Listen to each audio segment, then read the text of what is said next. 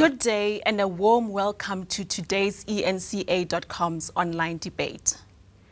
Today we tackle a topic that has been a very vexed subject over the past few weeks, the role of foreign migrants in the township economy. I'm Trudi Makhaya, eNCA.com's resident economic analyst, and I'm joined by a panel of experts and practitioners who are going to help us shed light on this issue. From my right, I am joined by Abdirizak Ali Osman, the National Secretary of the Somali Community Board of South Africa. I'm also joined by Dumisane Mathebula, as businessman from Soweto. He operates from Dobsonville. I'm also joined by Wayne Ncube of the Lawyers for Human Rights, who have represented Somali traders and others in cases involving their rights to trade in South Africa. And I'm joined by Dr. Peberdy of the Gauteng City Region Observatory. They've done some research into the role of migrants in the economy and the informal economy in general. Now, to start off with, I think we've seen from the video and we've seen from previous weeks that there are lots of myths that go around about migrants in South Africa. In this online debate, we want to engage with our online audience to try and get to the bottom of some of these myths and to also think about how do we move forward and engage in this topic in a way that is less heat but more light and more productive. Now, I'm going to start by asking my guests to just reflect on where we are and why we find ourselves in this situation. In 2008, we had similar aggression towards foreign-owned businesses for various reasons that were wrapped up in xenophobia in general. And I want to start with Sally to ask, did we expect this to happen again, or did this take us by surprise? What didn't we do in 2008 that would have made sure that we're not in this position again? I think there's a number of reasons. I think, no, not surprised, in the sense that on a much smaller level, sort of individually, there have been attacks taking place on foreign-owned shops across the country in different places, not just in Gauteng. I think on the other hand, yes, surprised because it's happened in Soweto, and in 2008, so xenophobic attacks, there were very few that took place in Soweto. So I think in that sense, yes, it has been a surprise. I think in terms of reflecting how it's gone on and why it's happened again and why it's continued to happen, I think there's, first of all, I think there's something which we haven't yet achieved, which is perhaps enough dialogue between South African and foreign-owned shopkeepers. I am not a shopkeeper. I am not part of that, so I'm only speaking, I may be speaking out of turn when I say that, but I think that is one of the ways forward. I think the other thing is that we speak a lot, and that goes speaking about whether South African or foreign-owned shopkeepers. We speak actually from very often quite an uninformed basis, and there hasn't been a lot of research done both on South African and others operating, South Africans and others operating in the informal sector. We've just completed a survey of over 600 foreign-owned businesses in the city of Johannesburg and 320 South African-owned. And I just have to say we did less South African because we only got the money to do the South Africans later. The original survey, the money was given to us to look only at foreign migrant businesses. And when I'm speaking, I'm not trying to say, you know, foreign good or South African good or this one bad, that one bad, just really saying what we found. And I think we have misunderstandings, particularly about the contributions of all small businesses, particularly in our township economies, and those who are operating in the informal sector. And to remind people that if you are an informal sector business, you're only required to register for VAT if you have a turnover of over 1 million rand or over per year. For personal income tax, you are required to register, but you're not required to pay if you're under 65 until you have an income of over 67,500 rand a year. So those are some of the basic informal sector questions or standards. But when I talk about the contributions, one of the interesting things that we found was that I'll just talk about some of the things that we don't think about in terms of jobs, and we were quite surprised, I think, or I was, that we found for every foreign, on average, for every foreign migrant entrepreneur that we interviewed, excluding their family employees, they were employing nearly two people. For every South African, it was nearly one person, so it was nearly a 1-to-1 ratio. The other thing is that and I'm speaking now about foreign nationals because I think they've been the focus of things, is for the foreign nationals that the ones people we interviewed in Soweto were employing 50% of their employees were South Africans. And then we also had, overall in the city of Johannesburg, it was just over 40% of their employees were South Africans. Now, Sally, I mean, that's quite interesting that you're seeing all of these contributions in terms of employment. Yeah. And yet, in the heat of all of this discussion, a lot of it has been about what foreign nationals take away from the economy. But before we dwell more into the contributions, I want to come to you, Wayne, to say, once again, were you surprised? But secondly, what is the legal status of all of this? You know, what does a foreign national have to do to be legal, to be considered legal in South Africa? And do they have the right to trade? Because I think that goes to the heart of some of the grievance that you hear out there. Okay, thank you very much. I think maybe let me start on the first question. In some ways, because of what we've seen over the last few years, just on a policy level and a municipal and governmental response towards informal traders, it's not surprising to now see the xenophobic violence, because it's a continuation of the responses that we've already seen from the state itself in their treatment. Very recently, we brought a very large case after a lot of foreign-owned shops had been shut down throughout the whole of Limpopo. And the manner it was done by the police and by the municipal services, it was in a very anti-foreign tone. And so it is not then surprising to see the populace picking up that same tone that is being set by, I suppose, the people in government. Yes. Yeah. But just to touch on the legal side, maybe let me rather start on how a foreign or a migrant legalizes their stay in South Africa. There are two acts which govern this. The principal act is the Immigration Act, where foreign nationals can come and they can apply for various permits, study permits, work permits, spousal permits, permanent resident permits. But then if we're talking specifically about the people who operate in the informal sector, this is a large contingent of Somali Ethiopian people, and the majority of people from Somalia who are in the country, particularly who are trading informally, at least from our experience, are people who have come to the country not out of their own free will, but fleeing persecution. And they are specifically governed by our Refugees Act. What the Refugees Act says is that you have to go and approach a refugee reception office and apply for asylum, and then you'll be given a permit. And then you have your asylum claim adjudicated, and if you fit the definition in the Act as a refugee, you are then given recognition, you're then recognized as a refugee in the country.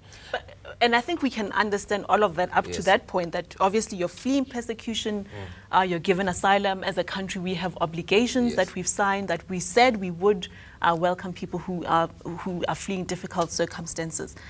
But the right to trade? Yes, so recently we got more clarity on this point from the case, a case that we took all the way to the Supreme Court of Appeal. And what the Refugees Act says is that a recognized refugee, and most people fleeing from Somalia have been recognized as refugees. Recognized refugees have the right to work and study in the country. And they also have a lot of the same rights as citizens in the country in terms of our constitution. And this is important because we have to remember that South Africa does not have an encampment system, and they do not have the economic resource to provide social welfare for refugees. So you're saying in other countries there would be programs that would be meant to support refugees to make sure that they, or not that to make sure, but to support them in a way that they don't have to engage in economic activity. Exactly. And I think that is a crucial point. We are not at a stage where we can provide those broader, so we cannot provide it for our citizens to a great extent. So it will be very difficult to expect the country to provide it for refugees. And we're talking about people who are stuck here. They have nowhere else to go. So if we're not providing for them, they have to be able to provide for ourselves. And the Act takes care of that. And now, maybe to speak of asylum seekers, those people who are still awaiting refugee status. Now, their situation is a bit different in that the Act doesn't necessarily take away their right to work or study, but it says that a standing committee on refugee affairs, which is created by the Act, can decide their conditions regarding work and study. And now, because the asylum process, the adjudication for asylum process is so long, most asylum seekers have been waiting more than 5 years to have their status adjudicated. Now, because of that long stay where you're waiting for your status to be adjudicated, it is only practical that they then have some sort of, have a way to sustain themselves. And this is an issue which is protected in our Constitution in the right to dignity. And our Constitutional Court has confirmed this, and our Supreme Court as well has confirmed this in 2 separate cases, which links the right to dignity to be able to sustain yourself. And very recently we were able to get the Supreme Court of Appeal to confirm that asylum seekers and refugees do have the right to work and study. This right has not been limited by the Standing Committee. And when you look at it from our constitutional protection in the Bill of Rights, it then all falls in place nicely. Yeah. So you're saying if, our Constitution proceeds from the basis that people have the right to dignity, to maintain themselves, and therefore if we hold these commitments seriously, this is the implication that we will have people trading in our communities. Dumisane, how do you respond to that? We've had the whole legal framework. We've also heard from Sally the potential contributions that migrant-owned businesses and migrants can make to the economy. As a local businessman, how do you respond to that? Sure, Trudi. It's quite complex. My feeling is that, as my colleague has just spoken, there's a lot of legal rights that we as the community of South Africa do not know. I'm an ordinary local South African. There's a lot, like I said, there's a lot of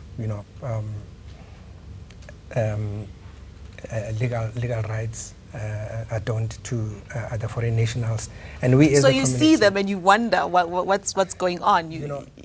Yeah, it's that kind of a situation. We don't know anything, and I think the government should have ensured that they educate the local community with regards to the implications and the applications of the law that they provide, to the whole foreign nationals fraternity, so that we understand. Because sitting at your place, you see foreign nationals, flooding your place. You're getting confused and getting angry, because there's no consultation from the government. So on my side, I would say a lot of people like myself do not have an access. One would ask, what access? Because there are documents like the government gazette and them, to inform the community. But we even don't have access to that as well, But having heard what Wayne has said just now about the legal framework, the constitutional protections, the rights that are granted to people who, I suppose, in different circumstances, it could be you and I, perhaps, 50 years ago, we could have been out there also as people who are fleeing a form of persecution, and would expect some kind of obligation from the international community to not only take us on, but to do it in a way that would also justify our dignity and our ability to sustain a livelihood.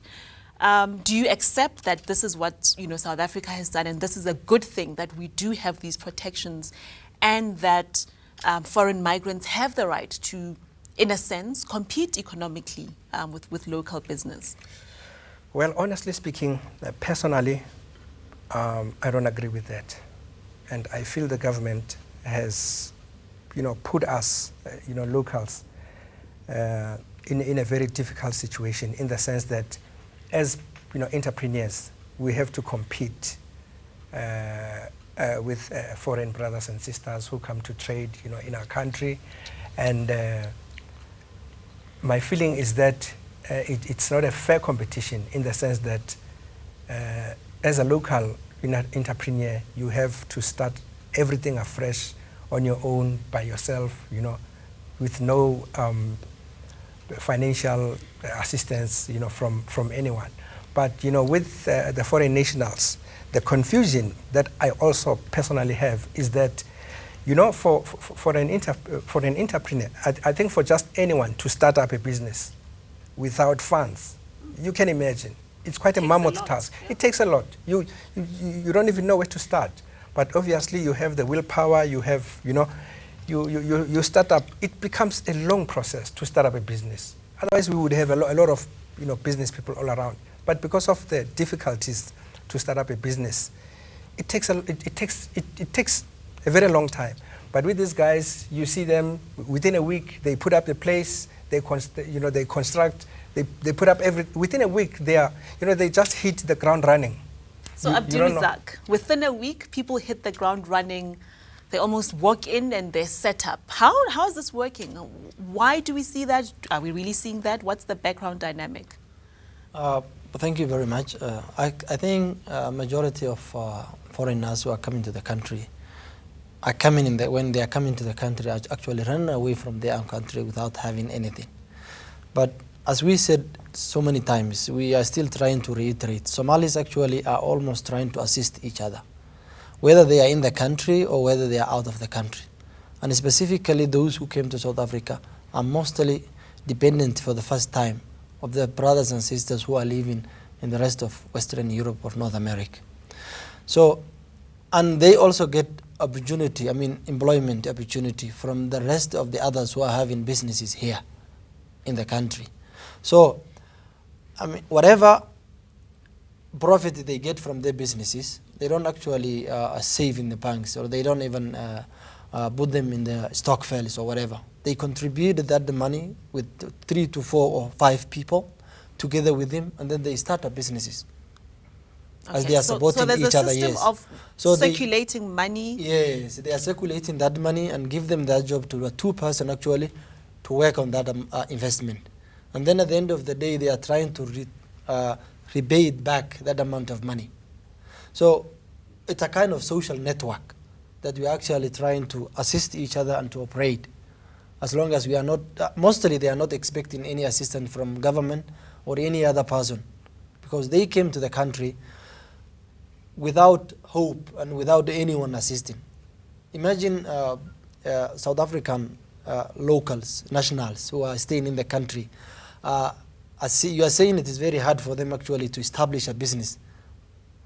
What about a foreigner who doesn't even know the streets of Soweto? And he is trying actually to have a small tuck shop. That some of them, I think some of your brothers describe it as a prison, just to actually generate an income that they are going to survive while they are in the country.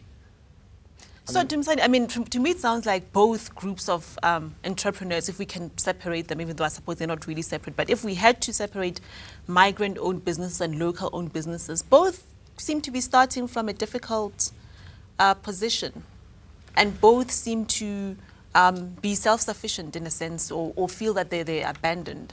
Do you think perhaps that there is something that local businesses are missing, that they could be doing themselves, that would make it easier for them to compete against other nationals? Well, Trudi, I hear what the gentleman has just said, but I really don't believe that it's that kind of... We do stock fails, as he has mentioned. Okay. We do stock fails. We do a lot of schemes, to assist ourselves in that regard. But as I've said, practically, it's just not easy. It's not possible to put up a business, say, within a week. It happens. You see some construction taking place. Okay, maybe let's just say everything has been ready for them, has been put in place, like he says, they pass on money to one another. Let's just suppose. Okay, assuming that's correct. Yeah, yes. let's assume that's the case. But then, going forward now, because obviously we're not, we're trying to find a way forward.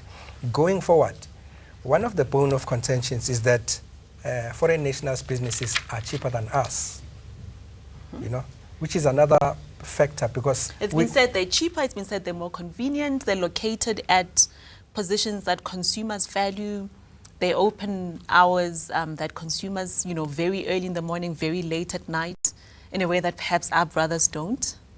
Yes, ma'am. This will now take me back to, my concern with our government. In a local township, there are laws and regulations and rules in place that you cannot go beyond this point. But you find foreign nationals in every corner, then you wonder if the government is being fair to us, because at some stage you find yourself opening a business in that corner and you're forcefully removed, your stock is taken and stuff. But that is where you find all foreign nationals in very inconvenient. That's an interesting point. I think that raises some avenues for exploration, because you're saying in every corner, suggesting almost that foreign nationals are not complying with the same laws and regulations that local businesses are being forced or have to comply to as citizens who are law-abiding.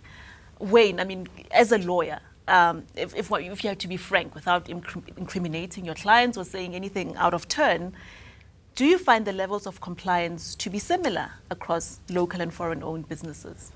Yes, actually we do, particularly in our last case that we brought. If I give the example of Limpopo, where the foreign nationals went above and beyond to be compliant with these municipal bylaws. So it's not enough that you just have a permit regulating that you be in the country. The bylaws control where you can place your businesses and how each business operates. And we have files upon files of copies of all these licenses and certificates, and a lot of them even registered for VAT, even though they're not operating over $1 million, because they were almost being forced to comply with a lot more stringent requirements than your nationals, than your citizens. And their shops get raided a lot more frequently, and police come and seek compliance from foreign-owned shops a lot more frequently. So in a sense, we have it the other way around. Well, if we look at it, and I'm only talking from what obviously we're seeing and what we have put in our papers and what has been presented to the courts, and the affidavits are there for public perusal with all this evidence there. And yes, so we see it a lot more. I can't speak with too much authority in Gauteng. What we do know in Gauteng is that the city of Johannesburg did not discriminate in their attacks against informal traders. They viewed them all as a nuisance that they tried to eradicate. And so in that case, I think we feel for the plight of in the informal sector yes, in the general. informal sector in general. And I think it was very good that we had Seri go and challenge this and took it all the way to the Constitutional Court. And we got a very good judgment from the Constitutional Court showing that what the city was doing in shutting down these informal shops was not correct. So I think it is important that the government does ensure that everyone, and without discriminating at all, is complying with your laws, because we have to protect the rule of law, right? And if there are people who are operating without complying with the law, then there should be nothing wrong with then using the mechanisms already in place in law to then shut them down, not suppose having vigilante squads who then attack people, but then at the same time, if people are compliant, then there's no need to actually harass them.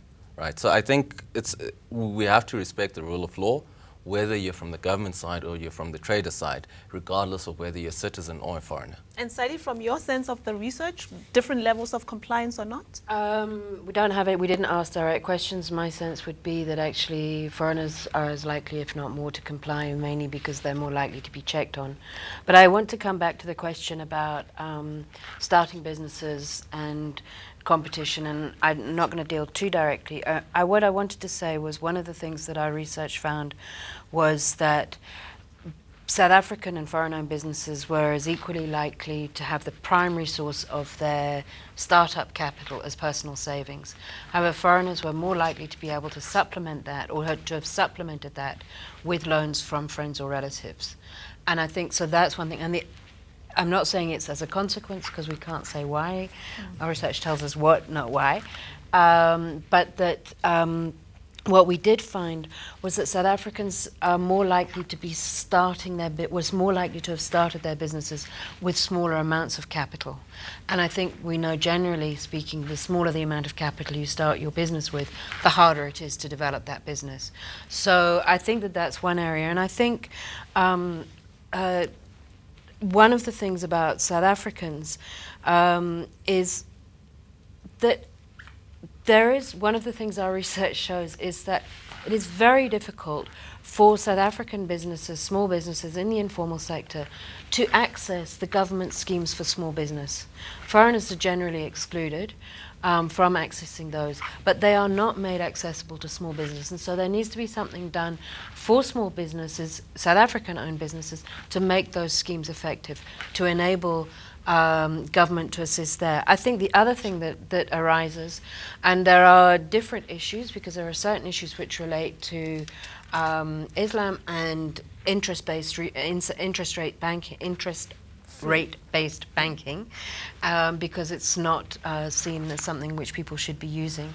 But I think generally for South Africans and foreign-owned small business people, there is another very big question, which is about access to banking.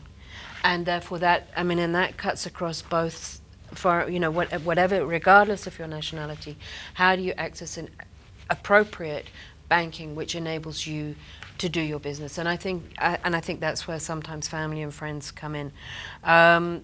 So I think in terms of legality, yeah, that's it. But I would like to say I think it's also about how people access the capital. And also, once you've got your business, this gentleman has got a couple of businesses, so he's obviously been growing his businesses. You also then need access to the next level of capital. So I've got started, how do I get the next bit in order to make my business grow bigger? And so I think that those are some of the questions. And it's not necessarily about fairness or unfairness or advantage, disadvantage. It's about how do we make sure that people have access to the right channels. Now, Dumisane, as has been mentioned, you own a pub with a restaurant. You also own a spaza shop attached to that. Mm-hmm. I mean, just out of curiosity, have you personally, but also from experiences in your circle, accessed government grants, government services, advisory, training, etc.? This whole program and infrastructure that government always talks about in terms of supporting small businesses. Okay, good question, ma'am. Ma'am, I would say to you, yes, at first, when I started some 20 years or so ago, there were those structures where, entrepreneurs would find it easy to access funds. Not that I utilized them. I was unfortunate not, to be able to be granted that, opportunity to use them. Obviously, you don't know the reasons behind your objection, but then I made it through, myself. But recently, you no longer find those structures where, as entrepreneurs, we can access funds. You have to scrape through yourself. It's difficult. If there's any, then I'm sure that they would be made, available so that we access them, say through media or any other, way of communication. It sounds like a struggle in general, I think, for all, entrepreneurs to gain financing, to gain that support.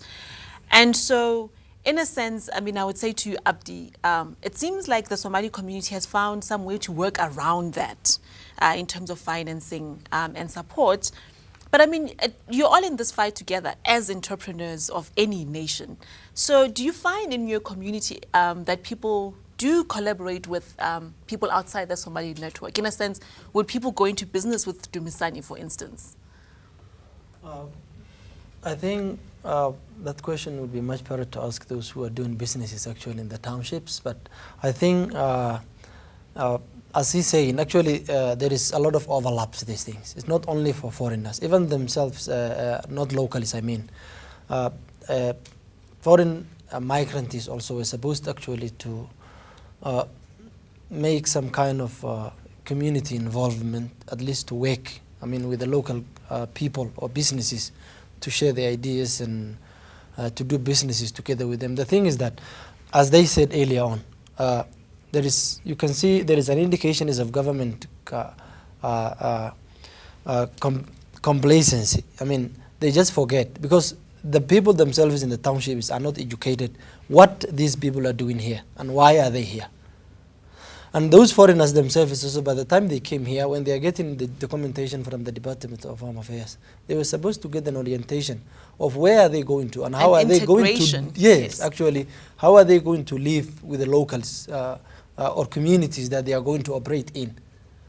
At least, I mean, they could have understand something, because some of them even they don't even understand the language. It's possible that they are struggling sometimes with the person that, the customers who is buying something from them.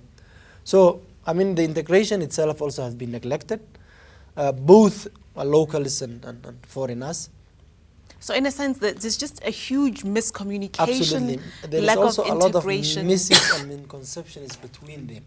Because these guys, they also, as we have mentioned it earlier, they barricaded themselves actually in their shops. Yeah. And they scared everyone. When they go outside, they believe that these guys, they are going, I mean, something bad is going to happen. There's a fear. Yes. So they leave kind of fear each and every time. They feel insecure to go outside. Okay. I think I'll stop you right there just for a quick break, but I think I'm getting a sense of this disparate communities that have been brought together, but there's something missing to bring them properly together so that they can understand each other's rights and obligations and how they're going to work together in a vibrant economy. We're going to take a short break and then we'll continue with this interesting discussion and also engage a bit with what our online audience is saying.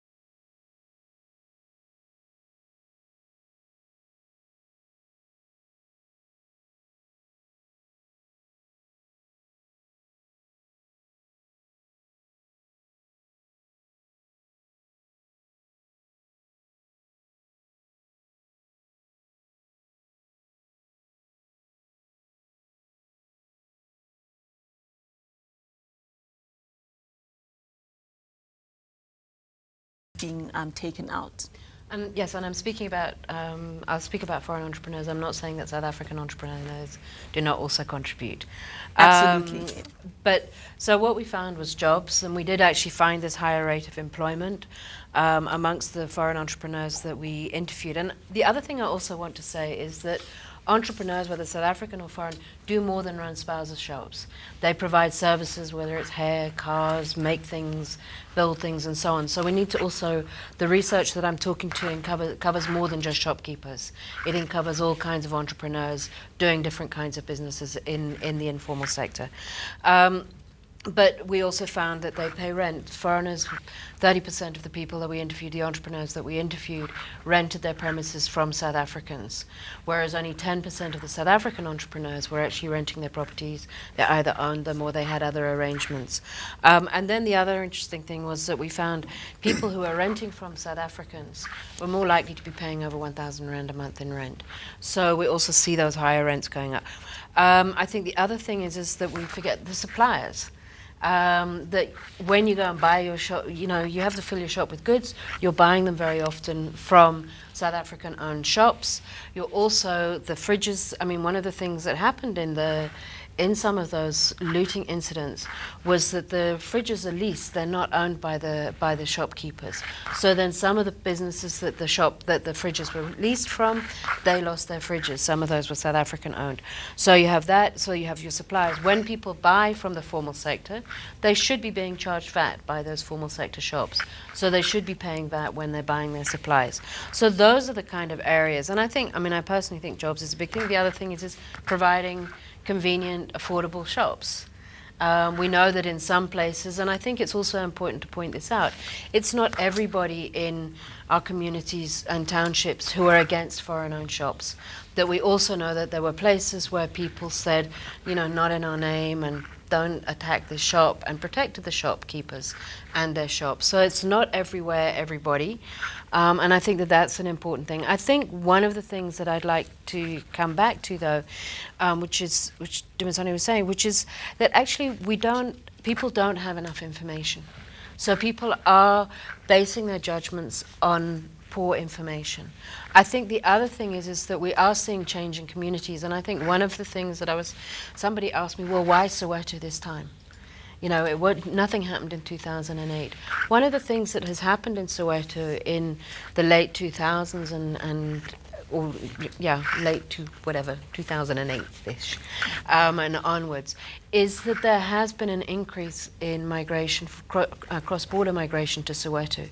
Previously, I think in 2001 census, only 1% of the population of Soweto was born outside South Africa. For the whole of the city, which Soweto is included in, the number was 10%. Whereas by 2011 it had gone to 5% in Soweto. So people are just seeing change in their communities, and change is unnerving. People don't like change, and especially if they're not informed about the change and new people that are coming into their communities. And some of the things that people have said previously, and very often wrongly, about foreigners and what they're doing here, then feeds into those fears of the community, which feeds into the fears of the foreigners, so people don't talk to each other because they're scared of each other. So change, which doesn't help, absolutely. I think, Yeah, the situation. I think it doesn't and help. I think that we forget the idea that, I think there's very much an idea that if somebody comes from outside, they're here to take. But and the idea that people can be giving is also a bit is not seen. But I mean, I suppose this dynamic that you're talking about of almost an encroachment into a community. It's a strong word. It's a strong word. It's a strong word. But from somebody who's fearful about their territory, I suppose that perhaps is what it might seem like. And I want to come back to Dumisane, that if you're given the right information about the rights that people have and their potential contribution, and you're shown in other parts of the country via research their employment impact, if you're shown their impact in terms of VAT, would you believe that there should be a more welcoming attitude in the context of all of that contribution? You know, truly speaking, as I've mentioned before, if we were informed, you know, if we had enough information, I'm sure that the mentality would be quite different. the reason we are so bitter and angry and anti is solely because of, what we see happening in front of our eyes, and as someone who's patriotic, you would want to always have a fulfillment that you're protected in your country. Invaders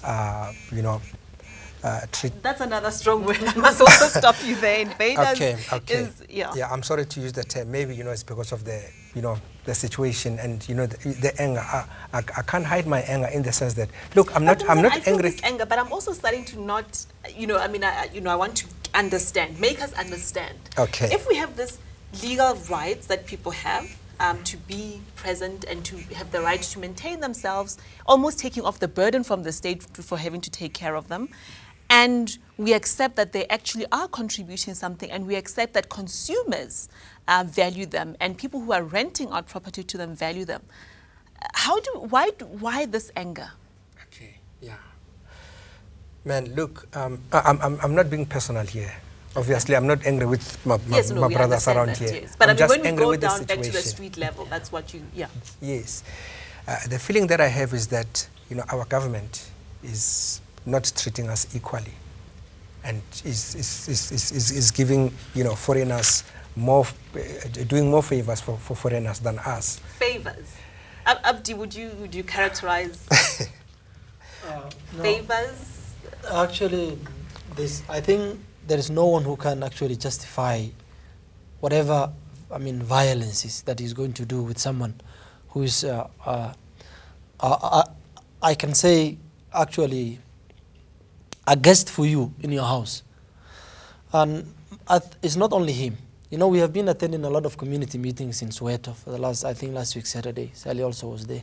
Mainly, the guys, they were complaining about, we need our Somali business owners, Bangladesh and Ethiopians to come back now, because we are struggling to buy a 500 kg of salt to go and pay a 12 rand taxi pay, go and back to 2 rand. So they are paying amount of money of taxi fares to buy only a 500 of salt.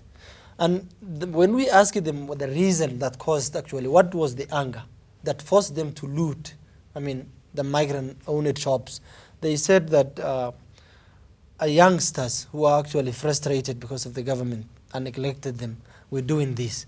So it seems that I don't know what the reason behind it, but it seems that most of the people are they don't have any other reason or any possible reason that they can point out now for the anger. But the only thing is that the frustration of the government, unemployment, and something like that, they are just pointing out. And so, Dumisane, hearing that it's, and I think you've also said this yourself, that, government is not necessarily coming to the party in some ways. Mm-hmm. I can also raise the issue of corporate supermarkets that have also entered into markets, retail, shopping center malls, etc. as pressures. We can look at food prices themselves as pressures on households being able to spend money and not having disposable income. So there are all of these pressures that we can all point to that don't point to the directions of foreign migrants, actually. And I suppose it points back to the government. Okay. The way the government has not ensured that the transition takes place in the sense that we all understand it and accept it. Maybe let me also. And I must say, okay. we reached out to government, but we're not able to get someone from the small business development department. But I think if I had to push back also a bit, because they're not here to say, but government is obviously very important, but this is fundamentally a business issue about competition, where Somalis clearly and other foreign migrants, Pakistani, Bangladeshis, they're definitely getting less than you would be getting from government in terms of formal programs of small business support. So taking out government out of the equation and saying entrepreneurship and the pressures on business, isn't it good enough that people are paying rent? Do we even want people to be spaza shop owners when they could be landlords? Why are we not happy with the changes and adapting to them rather than trying to fix and saying we insist on this particular model of doing business? Well, there, Trudi, taking from I heard the lady mentioning, the figure, like the amount that some of them are paying up to 1,000 rand, and I could hear there's a feeling that it's a high amount. I'm sure that it's because of the lack of information that some people have.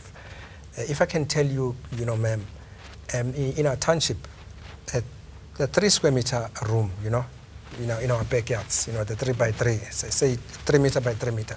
It's a very small room, more like the prison that the brother has referred to. Very small room, A lot of people stay there. They rent. The rent house around our place range at around 600-700 rand up to 1,000.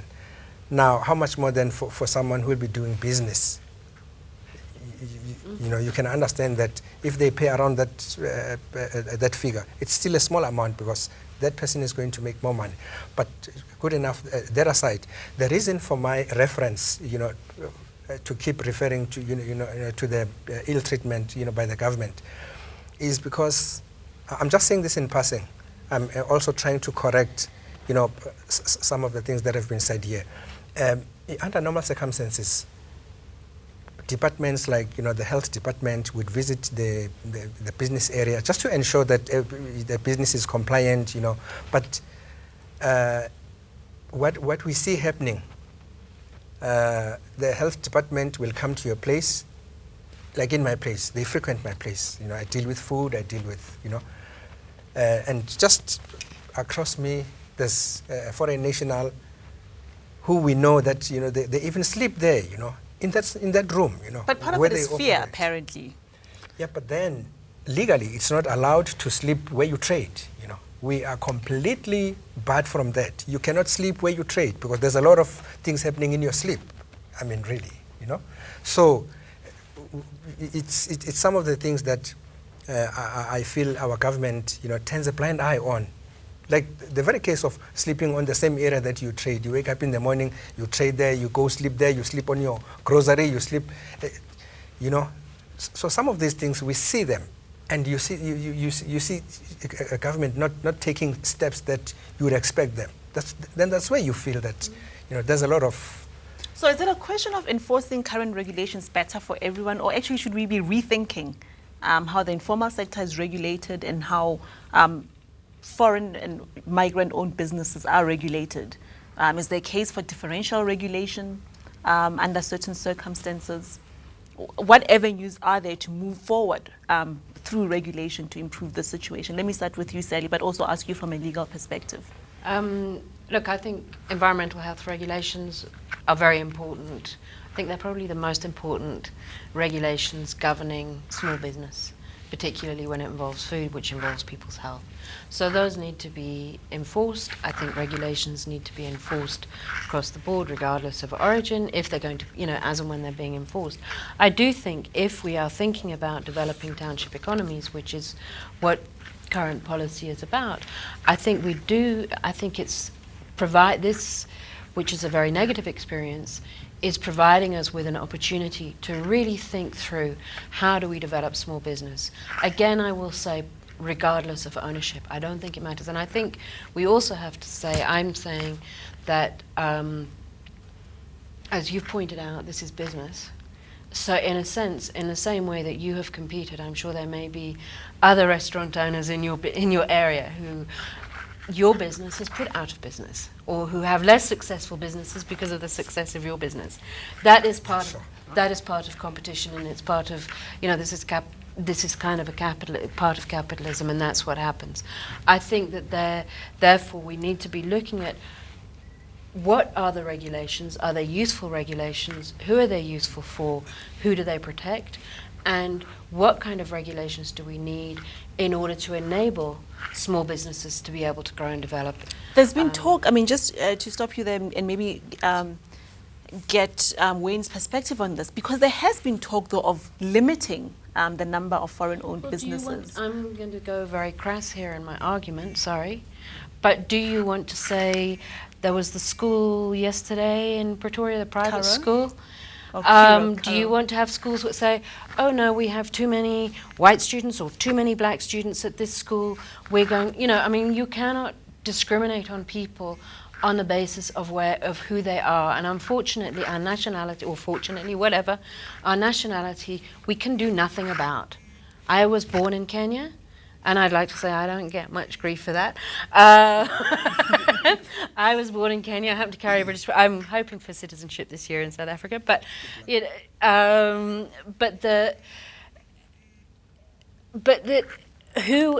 nationality So is something we something can't. you discriminate You on, can't you then don't say we choose can it. only have so many. Do we say we can only have so many Somalis, or is it only so Yeah. many foreigners, or is it only so Okay, many let me get this? Wayne's take on that. Okay, maybe. Is there a way to either limit the market or say you can And only why? have one I also spaza want to per just say street? why.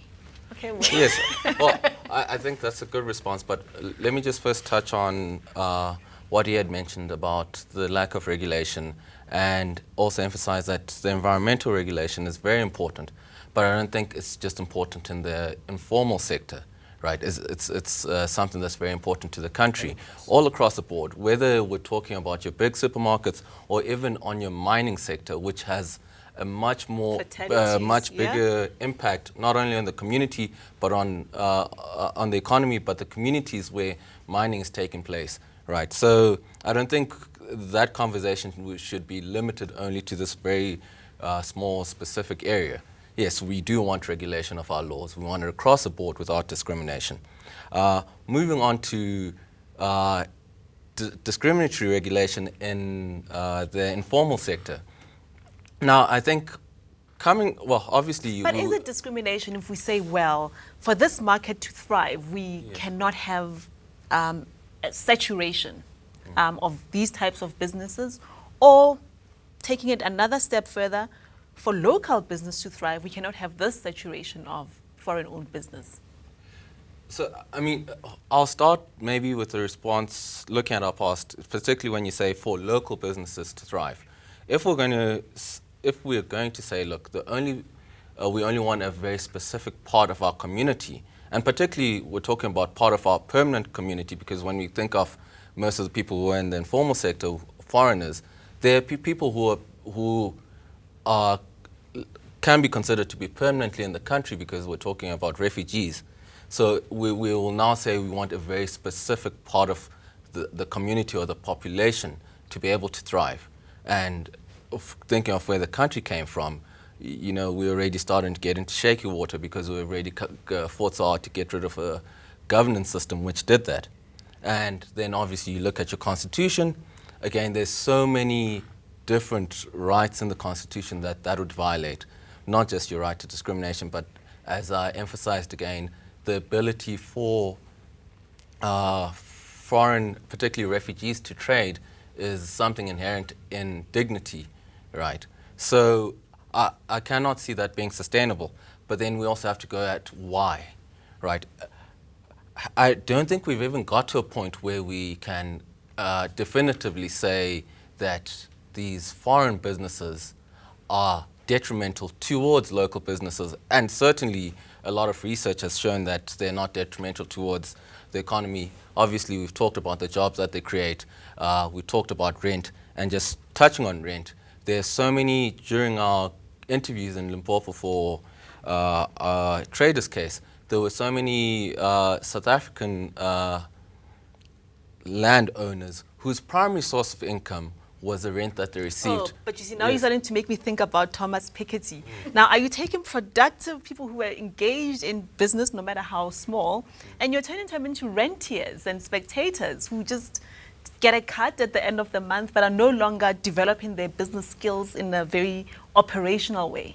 No, I mean, I think that is an important point you raise. So I don't think out of any of this, we should be neglecting developing local businesses and trying to develop our local population and uplifting them. I think it's still a very important thing.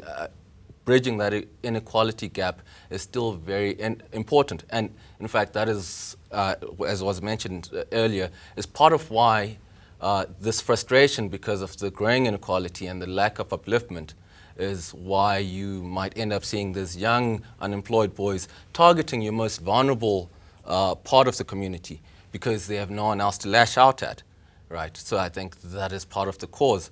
you're disgruntled and there's an easy target, so you target them. Lash out. But then over and above that, I was trying to emphasize the point of the more you regulate the specific sector, and we really are talking about, your lower wage earners in the country, and it is already so difficult. We've already heard from both sides, how difficult it is to enter, to survive as an entrepreneur, to enter this industry. So if you're further regulating the sector, and you're regulating it in a way that you're not even regulating big business, so more barriers. Yes, in and a sense. you will then also create a wider inequality gap. Okay, I hear you. I think those are some very important points. Now I'm going to ask the gentlemen who I think are far more rooted in this issue than all of us here to have some concluding remarks. So I'll start with you, Dumisane, and then Abdi.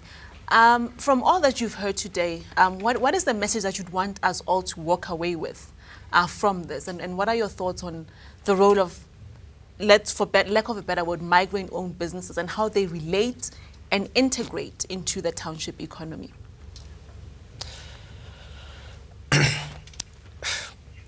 With me, I feel that it's going to take a while. It's going to take some time. This needs some patience and more sense to be put into this, so that in future we don't experience what we've just experienced.